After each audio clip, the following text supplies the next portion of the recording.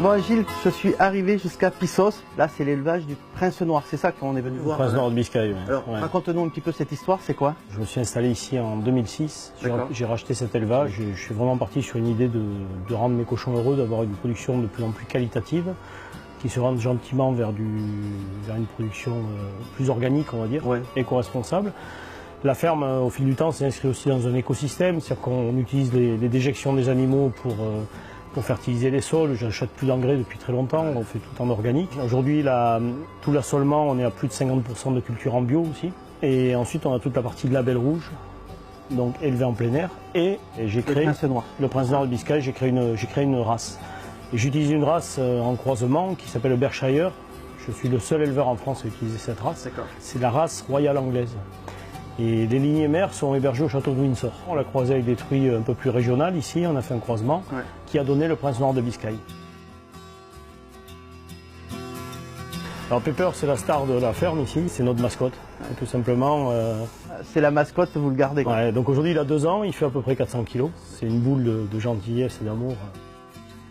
On est sur un cochon qui est plus gras, mais qui aura un gras qui a une qualité différente. Un gras très blanc, ultra blanc et très ferme, très dur en fait. Qui ne va pas fondre à la cuisson. On va avoir un lard qui est très qualitatif, notamment sur la poitrine. C'est-à-dire que c'est un cochon gras mais qui a une poitrine maigre. C'est sur la poitrine qu'on va vraiment retrouver tous les arômes.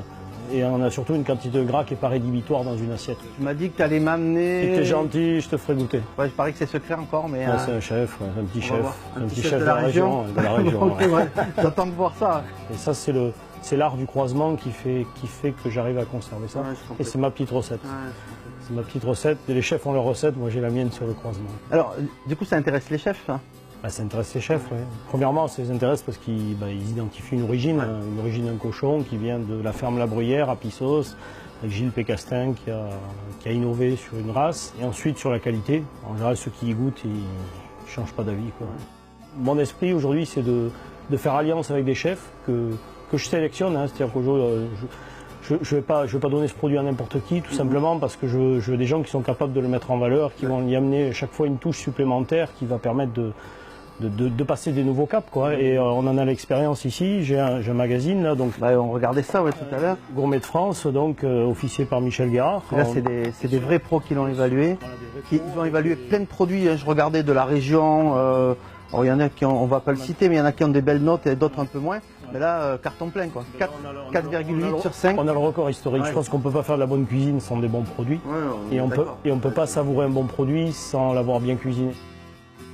Un restaurateur qui voudrait procurer son produit. J'ai monté une alliance avec un découpeur de Bordeaux qui s'appelle Tradition et Terroir du Sud-Ouest, que vous connaissez je pense. Alors, distribué par Passion Froid, c'est ça? Voilà, et qui ensuite est distribué par Passion Froid. Donc pareil, c'est dans une démarche éco-responsable, un circuit, une commande. Et en amont, on a un abattoir partenaire aussi qui est Arcadie Sud-Ouest. C'est-à-dire que moi tout seul, j'aurais pas pu le faire. Sans un distributeur comme Passion Froid, je pourrais pas distribuer. Sans mon abattoir, sans mon découpeur, et on a vraiment créé un produit à travers une alliance de compétences. Bon Franck, je vous laisse. Moi je vais aller prendre une petite douche quand même. On se retrouve à Arcachon. Allez. Et je te montrer un boucher. On va chez le boucher d'Arcachon, parce que je sais toujours pas où on va aller. D'abord on va aller chercher un morceau de viande chez le boucher d'Arcachon. Allez, ok. Serge Castin, ok? Ouais, moi je prends la douche. Ouais, on va prendre ta douche.